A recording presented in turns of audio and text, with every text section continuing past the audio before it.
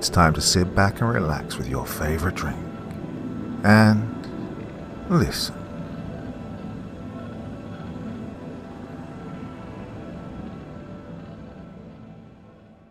A blizzard. A stranger's kindness. 12 days that blurred the line between reality and something far darker. Sailor thought they'd found shelter, but what they found was a bargain that should never have been made. 12 Days of Snow by Luminaria. Day 1. It was cold, though I guess that's to be expected when you're walking in the middle of a snowstorm. I was almost knees deep in a carpet of white. In hindsight, it was a dumb idea to be outside in this kind of weather, but in my defense, it wasn't this cold when I started my trip. It all just fell too quick. White fog escaped my mouth when I breathed, and I squinted through it to look down at my watch, raising it closer to my face. The needles had stopped moving at some points. It broke. Figures. I hunched further inside my jacket and tried to pull my sleeves further over my fingers before they froze. A pale shadow moved in my peripheral vision. I turned to look, but no one was there. Just snow falling and wind rustling. I sighed. My chest felt tight when the memories flooded back in. I can't recall the first time I saw those things. They've been around since I was a little kid. I knew they weren't real. Monsters don't exist. And the meds took the visions away, or used to. I couldn't pay for that sort of medicine while working at a cafe. Funny thing how the anxiety and hallucinations had been fine for my parents to deal with. Therapy, controlled meds, and hospital visits were fine too. But just me being me was past the limit. I was suddenly too much for them. Too much. Not that I was complaining. Jake had been a real bro to find this place for me when he found out my folks had kicked me out. Jake is a bro in general, the only co-worker who didn't mind switching shifts at times or cleaning the walk-in freezer, but, well, I digress. The advertisement was from some guy looking for a roommate to split house chores and rent, which was already crazy cheap. Probably because the place was in the middle of nowhere, and the signal in the area was piss poor at best. But hey, better having a roof than not. And just the thought of a heater already felt like a blessing. I could see the lights on the porch ahead already, but it seemed like an eternity passed before I reached it and pressed the doorbell. Nothing. The minutes stretched while I waited, breathing into my palms in an attempt to warm them up. I pressed the doorbell again. Nothing. There was nobody home. Oh crap, I was freezing here. What are you doing out there, kiddo? I lifted my head to see a man standing at the doorstep in a plain white t-shirt and jeans, lean frame, curly platinum white hair and ice blue eyes, eyebrows creased in a confused frown. I stared. He stared back. We held a staring contest for about 5 seconds before I managed to introduce myself. He ushered me inside and cranked the heating up until my teeth stopped chattering, which I was thankful for. And that's how I met Gabe. From the way he spoke, I assumed he was around my dad's age, though, judging by looks alone, I'd have believed it if someone had told me he was 25. He was one of those people who aged annoyingly well, I guess. He looked, for all intents and purposes, like a Greek statue had escaped the museum and was now walking around. Well, sort of walking if you ignore the crutches. Gabe was a veteran. I'm not sure about the details, but warded a number on his legs. He could still get around on his own, but he was slow and couldn't stand for long periods. The part on that ad about splitting house chores started making more sense then, other than, just being a common courtesy. You can have the room upstairs. Got any luggage? No, just my backpack. Okay, make yourself at home. There's food in the fridge, but fair warning, I'm a vegetarian, so if you want meat, you go get it and cook it yourself. Day 2. The house was like a small 2-story cottage furnished in vintage style.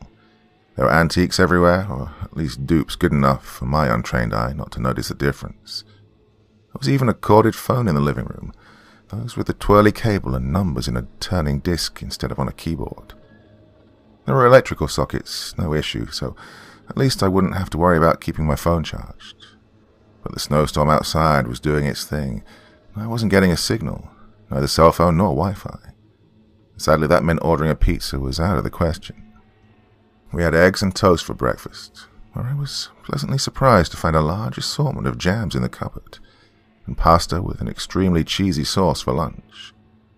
Not the lot of healthy veggies and salads I'd been expecting, but hey, if food was going to be like that every meal, I wasn't going to complain. On the lower floor was the landing and living room, a little kitchen and dining room blended space, a bathroom, an office, and Gabe's room. Upstairs was my room, another larger bathroom, and a little atrium, sunroom of sorts. Everything felt old, but in a lived-in way rather than the sunroom, which I had to dust off and sweep. It made sense. It was pretty cold with the current weather, and Gabe mostly stayed downstairs, either watching the old TV in the living room, reading or painting in his office. His office smelled of ink and turpentine, and was cluttered with more books, strewn papers, frames, and canvases than should have fitted in the small room. It was hard to even walk in without tripping on something. The books were all over the place and didn't seem to follow any specific theme or language. A bunch of them I couldn't read, not even the title, but it was the paintings that were the stars of the room. Do you, sell those for a living? Nah, it's just a hobby. Gets boring here pretty fast otherwise. Well, if you ever felt like selling the paintings, they might bring in some good cash. I wasn't an artist by any means, but even I could see that they were stunning. The depth and perspective of everything, the way the sun and shade in the images felt so real. For some of them, I had to look really close to notice the brushstrokes and make sure they weren't actually pictures taken with a camera. There were flowers and still life, wide landscapes, idyllic scenes, and people partying. Hey, got any favorites, kiddo? My eyes wandered around until settling on a painting the size of a sheet of printer paper framed on the back wall. A dainty girl in a summer dress and with long wavy hair stood beneath a large tree, peeling some sort of fruit, while a pair of children sat nearby, I assumed waiting for the snacks to be handed out. While the full picture was great, it was obvious that a lot more care and effort had been put on the girl than on everything else. That's your girlfriend? I teased. My little sister, he simply said and shrugged. Or, how I remember her as. Haven't seen her in ages. Oh. Now that was awkward. You look alike. I'll take that as a compliment, thanks, he snickered. I wasn't fully sure on how my life would keep unfolding from then on, but at least now the uncertainty wasn't as suffocating as before. For now, I liked the house, and I liked Gabe. I went to bed feeling light and hopeful, and paid no heed to the shadows flickering outside. Day 6. I woke up to a light tapping sound, repeating non-stop. I didn't know if it was too early or just the weather making the sky darker than it was supposed to be. The storm still raged on, snow falling and dulling the sounds outside, till everything felt strangely empty. I begrudgingly opened my eyes and stood up, wondering if there was a rat or some bug scurrying around. There was a face on my window, and hands gripping the sill from the outside. My heart kind of skipped a beat. I rubbed the sand off my eyes and looked again. Well, there was no one there, of course. I breathed a sigh of relief, changing clothes and heading to the bathroom to wash my face and brush my hair. I forgot the hairbrush, so I had to turn back again. And then, the face was there, cheeks and fingers patting against the window.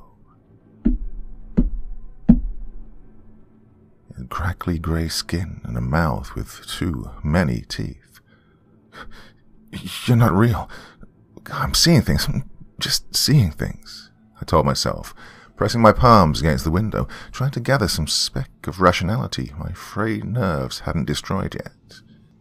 Well, the glass felt cold and solid, a safe barrier between me and... The face slammed itself against the window with a dull thud. I screamed. Gabe made his way up the stairs after a while. I'm not sure how long.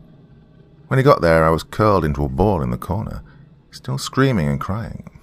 Couldn't stop, Just that thing. That dead-looking thing. Oh, just take it away. It's okay, kiddo. It's okay now. You just breathe. I forced myself to blink. There was nothing on my window. Of course there wasn't. This was the second floor. But that face. An ashen grey face with a rusty, deformed metal plate covering half of it. Its breath fogged the window, its discoloured cheeks and fingers making low, disconcerting noises as they were rubbed against the glass pane. Sad. Old. Broken. That face was printed in my mind now. I could still see it when I closed my eyes. It felt so real, but it wasn't real. I mean, it couldn't be. God, I was going crazy. Gabe guided me into sitting down on the bed and taking deep, slow breaths, then sat down with me while I tried to focus. I was trying to regain control of my own lungs and organize my thoughts into a more coherent stream. Air in, air out, rinse and repeat. It took a couple of minutes until I was breathing more or less normally, but I still couldn't stop shaking. Gabe theorized that giving me a sugar boost might help, so we moved to the kitchen, and I sat down with a bag of ice pressed to my head while he whipped up a plate of syrupy pancakes for me. Thanks, Gabe. You're an angel. And you're a human, he snorted and patted my back. Just eat your pancakes. I did, or I nibbled the pancakes at least. They tasted good, but I just couldn't muster much of an appetite. Hey, why did you join the war? I asked. Why that question now? You don't strike me as the sort of guy who'd ever wield a gun. Why'd you do it? He said there wasn't a set reason. I could ask 10 of them why they went to the war, and I'd get 10 different answers. Some fought for freedom, a better future, or to protect others. Some fought to gain something, or because they were pressured to, or they felt like they had no choice. Some even fought just because everyone else was fighting too, so why not? My reason? None. I wasn't thinking at all. And he shook his head. My kid was murdered. One day he was out with friends, healthy and happy. Next he was dead and his face was covered in blood. That's what made me join really, really late. I just saw red and I wanted each and every one of them to suffer and die. He sighed. There was no kind word or talk of forgiveness that I'd listen to. You know what? No matter how many fell, it didn't make me feel better. No rest for the wicked, right? He chuckled, and it was the most bitter and sad sound I'd ever heard. Oh, I'm still angry, kiddo. Think I always will be. I just got tired, too. So that was it. He lost his little boy, and then he just lost it. No honorable ideal, no nothing. Just violent and all-encompassing grief. I didn't know if that was something that should be forgiven or not, and I sure didn't ask him. I just ate my pancakes and let him keep patting my back, and I realized I wasn't shaking anymore. Day 12. Morning came with more snow, and I was starting to wonder if it would ever stop. It had been piling up for almost 2 weeks now, since the first day I'd arrived, like it was trying to gobble me up along with the whole house. We still had food for the time being, but it was starting to worry me seriously. Neither I nor Gabe had a car, and I couldn't see another house or any neighbors in the area. For how long would we be stranded in that building? Gabe told me to take it easy, mainly after what had happened the previous week, and I knew just worrying over it wasn't going to solve anything. But I was growing more and more anxious anyway, and that wasn't even mentioning the risk of me being fired because I couldn't possibly get to work. God, I prayed I wouldn't get fired. At that rate, staying inside was going to drive me crazy, so I laid up as best I could and stepped outside, deciding I could at least do something productive and shovel the snow out of the porch. I figured that if it got too cold, I'd just go back inside, and no harm done. Boy, was I wrong. A few minutes after I stepped outside, I could swear I saw something moving in the corners of my field of view. Then I turned, and there was nothing there. It was all in my head. I was getting worse, and that thought terrified me. There's no way I could pay for antipsychotics or therapy out of my own pockets. My current roommate was nice, but I only knew the guy for 2 weeks. What if I had another breakdown and he decided he didn't want to deal with me anymore? What would happen to me? Well, I had to hang in there. I needed to. A low rumble echoed from somewhere around, far away. I huffed, angrily dusting snow off the porch with both a shovel and my own shoes, and scraping the frost off the little ornamental fence, frustrated with myself. Something moved in my peripheral vision again. I squinted, straining my eyes and peering across the white horizon, and I waited, trying to convince myself there wasn't anything out there, because there shouldn't be. There was no one, nothing in that storm besides wild wind and frozen water. I was about to shove the last bit of snow off and call it a day when I saw them standing out there, by the edge of the yard, the faintest outlines of people. There were 3 of them, pale and immobile, partially camouflaged by the scenery's natural colour scheme. "Oh, what now?" I mumbled, momentarily forgetting my shovel. There weren't any people out in the storm besides me. That was the very problem I was facing, even with no one else living in that vicinity and no signal to contact civilization outside. What crazy stuff was my fried nincompoop brain trying to concoct this time? "Hello?" I called out loud. "Gabe, can you come out for a minute and check this out?" Yeah, I'm an idiot. So sue me. Oh, please don't. At least I still had half a mind to also ask her for a second opinion from someone who's probably not crazy. Except the guy was also one of the slowest walkers on the planet, so I was going to be waiting there for a while. I craned my neck and squinted once more, holding one hand cupped around my face to help me see and willing my eyes to either confirm or deny the humanoid figures standing at the very edge of my sight. Well, they were there. One seemed smaller than the other 2, but I couldn't tell for sure. A child, or was it just farther away? Well, either way, they were starting to move now, staggering slightly in the snow. Maybe there really were people in there, freezing, like I'd been 2 weeks before. "Hey, you all right? Do you need help?" I called out to them. I was shouting, and even though the calling left my own lungs, I could barely hear it above the raging wind. That's my luck, I guessed. I shoveled the snow off the first couple of steps from the porch, trying to open up a path while they waddled past the yard edge. And then I bumped into something. One of the figures was suddenly beside me, and I smashed directly into it, almost sending myself cartwheeling in the snow. But instead I found myself on my knees, looking up at a shape far too tall and grey to be a living human. It stood at least 7 feet tall, in a wispy ash-grey cloak and half-molten pieces of armour, giving it the appearance of restraints rather than protection. A loop of bone adorned its head like a bizarre crown. The thing also wore a mask, or a broken helmet made of metal. Its breath echoed weirdly through the slits, and I could imagine an abnormal amount of eyes leering at me through the shadows of its face cover. Close. Too close. His fingers were almost touching me. "Oh, come on," I groaned, picking my shovel back up and angrily started shoveling the last remnants of snow off the pathway, chiding my own brain. I couldn't even be creative. Of course I couldn't. Always the same big, lanky, creepy shit.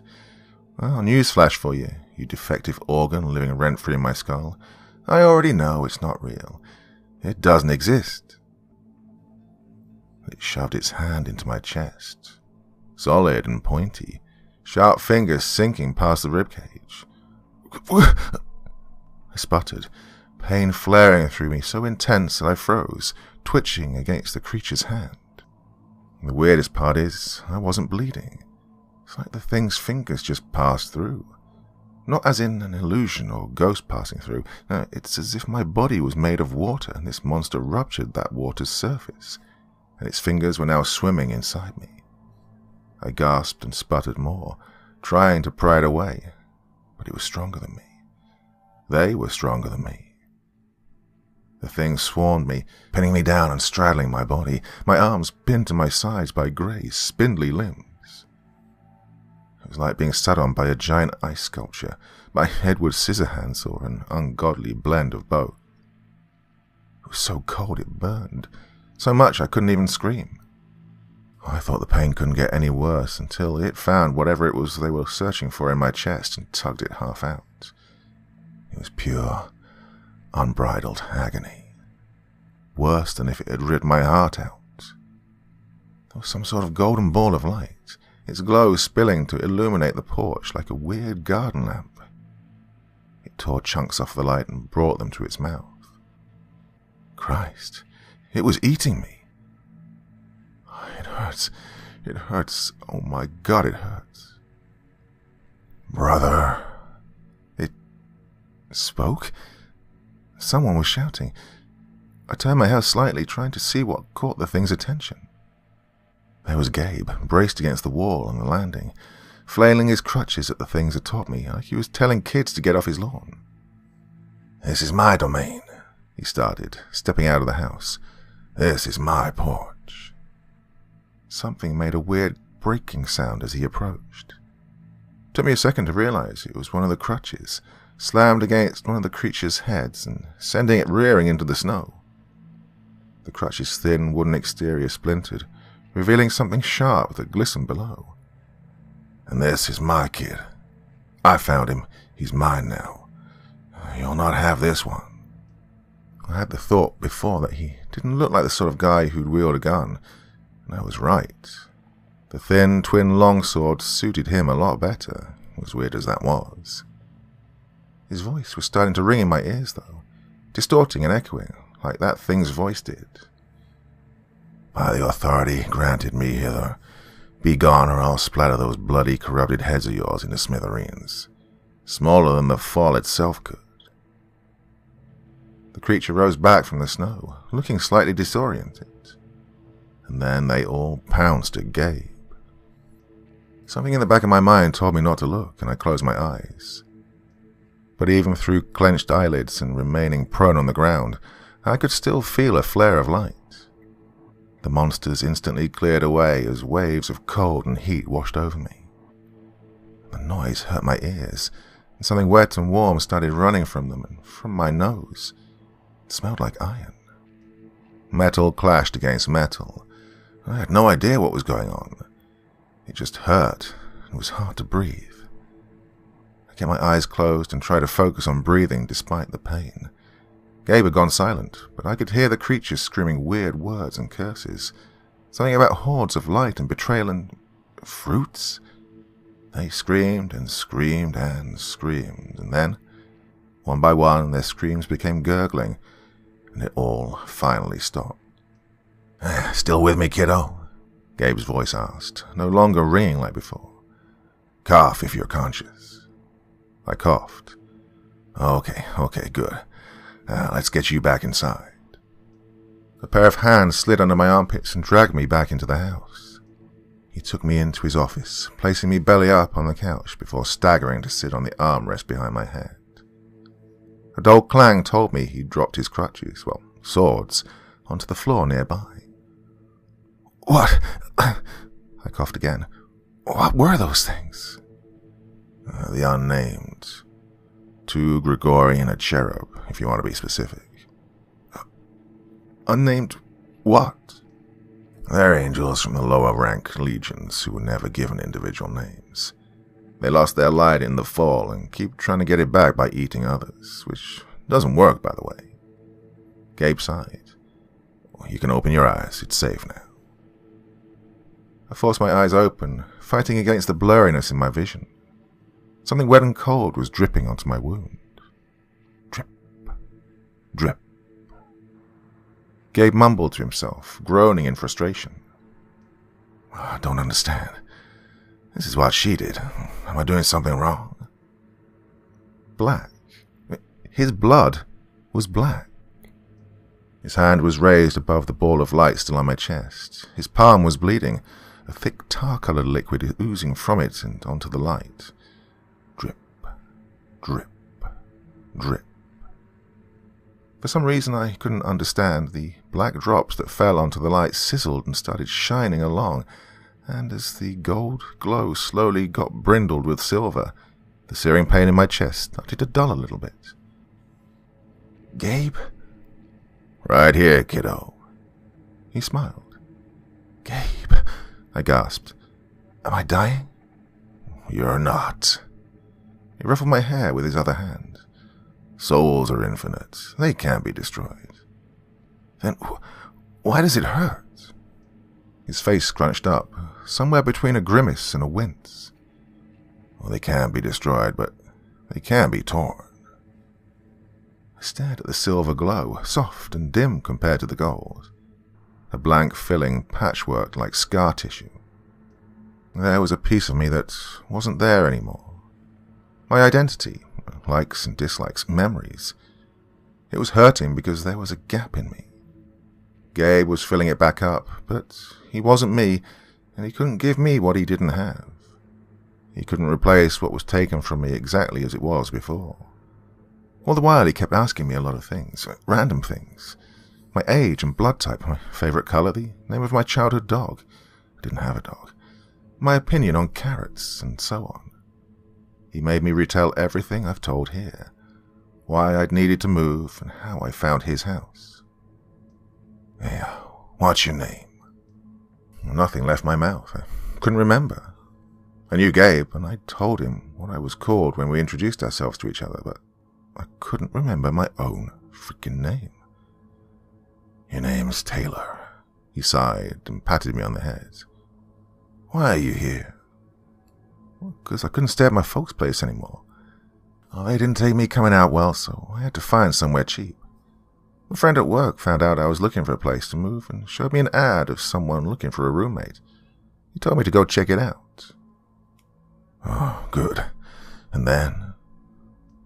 "As I was going to, Dad popped up at the end of my shift after everyone left. Said he wanted to talk. He was so drunk." "And after?" I told him to leave. Said it was closing time and I had to go. He started yelling at me. I yelled back. He shoved me and I stumbled into the freezer. And the door closed and it was so cold My breath hitched in my throat. I couldn't remember getting out, only walking and walking. It was so cold and I was freezing. I reached a porch and Gabe opened the front door. "I already died, didn't I?" He took a long while to respond. I watched him just staring out of the window into the never-ending snowstorm outside, brows furrowed like he was weighing his options. Wonder what he was thinking.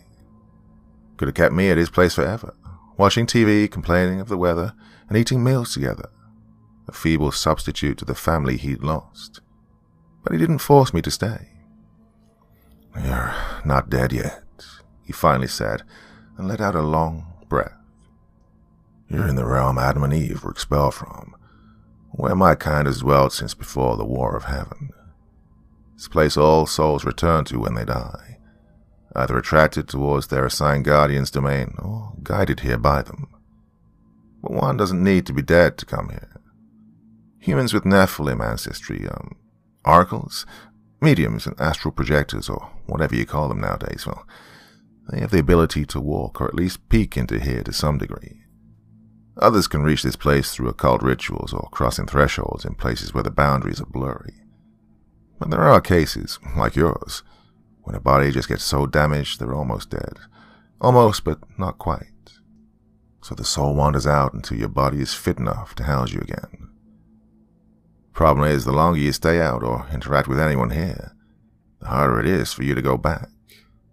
Your connections to the other side fray. So, you better get going soon. Wait, so you're my guardian angel? He shook his head. I've not taken in any children since Yeshua died. I'm not sure why you came to me. Maybe your actual guardian is dead, or maybe his soul was still unclaimed. You just got here by chance. He huffed and then shrugged and gave the tiniest of smiles. Well, either way, I'm glad you got here. You've made the house feel like a home for a little while. I felt like crying again. Heck, I did cry again. No shame about that.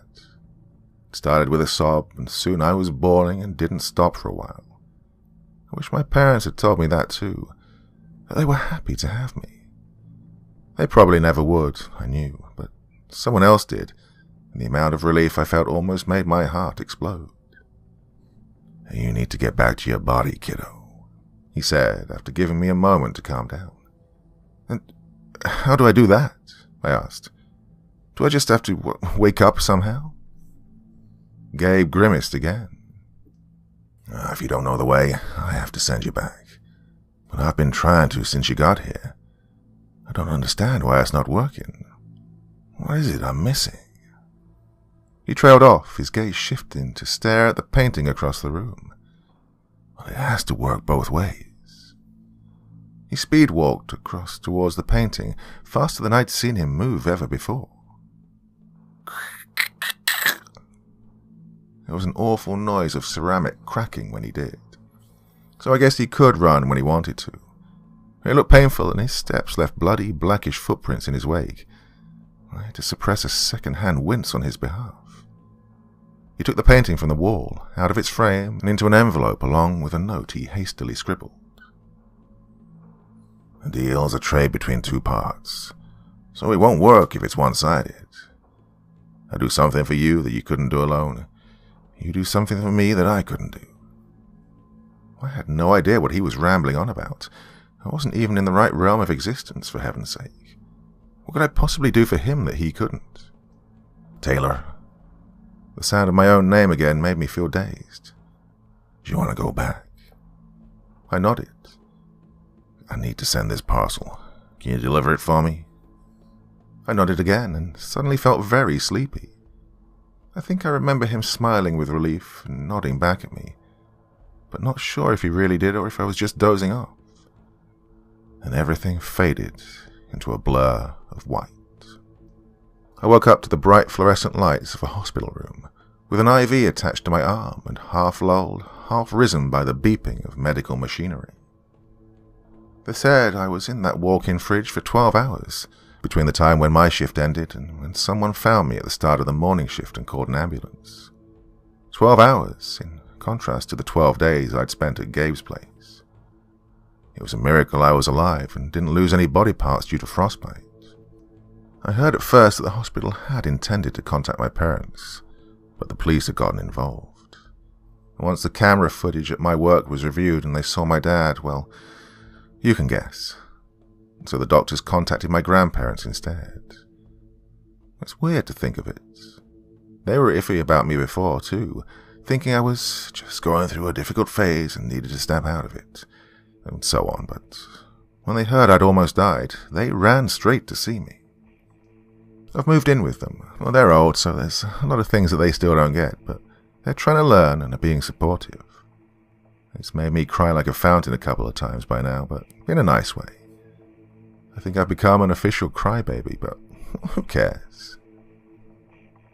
Well, that was all back in November. Been seeing a therapist since then. She's nice, though I'm pretty sure she doesn't believe me when I told her about Gabe. Heck, I don't think I'd believe it either if I heard it from someone else. I only know that it was real and not just a trauma-induced hallucination, because I still have his letter. The envelope was on the nightstand when I woke up in the hospital, tucked inside my backpack along with the rest of my stuff. It wasn't sealed shut, so I've looked through it a couple of times. There's the painting, just as I remembered, and a letter. I can't read the letter. I don't understand the language at all. The words are not in any alphabet I can recognize, so I start getting migraines when I look at them for too long. There's only one thing I can read, the 2 words inscribed on the outside of the envelope, probably so I'd know who would receive it. To Lucy. Well, there's no address to mail it to anywhere. Maybe I was supposed to just know where to go, and there are times when it feels like I do. Sometimes I'm walking home from work or just taking a stroll. I feel like taking a detour somewhere strange for no reason. To skip off the trail while hiking and head into the woods or into some dark alleyway I can't see the end of. Shaded corners, dark corridors, liminal spaces. All the times it's happened, I willed some sense back into myself and went home. Yeah, the unnamed angels are one reason, but I also don't want to get mugged, you know. But it's gotten to the point past just curiosity. It became an almost unavoidable compulsion. Last week I zoned out while washing dishes after dinner, and when I came to, it was 1 a.m. and I was stepping into the yard of some abandoned building on the other side of town. It's not that I don't want to fulfill my promise to Gabe. He helped me, he saved me. I owe him that much.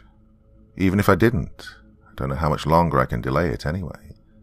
The new year's approaching, and the whole world will be at a threshold.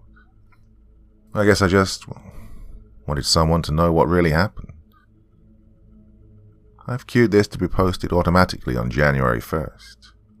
Well, hopefully I'll still be here to catch it and add a little edit like, "Hey, I survived," or similar afterward, and just laugh at how silly I was being. But I'm scared. When I get wherever this deal is leading me to, Gabe won't be there to help or to send me back. And if that was really Gabriel, as in the Archangel Gabriel, then I can guess also who Lucy is.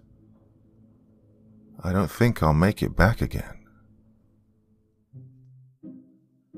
Well, those of us up here in the Northern Hemisphere, we do tend to forget that it's not the same all over the world.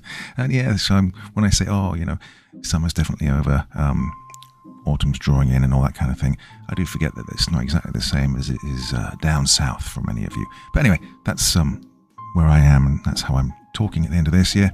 Had a beautiful day yesterday, kind of an Indian summer, 30 degrees, but today it's not quite the same. So yeah, we are definitely in the dying days of summer, and autumn is upon us. But all good. Halloween is just around the corner, and there's a big favourite for many of us in this community. Hope you enjoyed that one tonight. Another short and sweet one. Back again tomorrow, I think, with something a bit longer. Till then, my dear friends, have a lovely Sunday.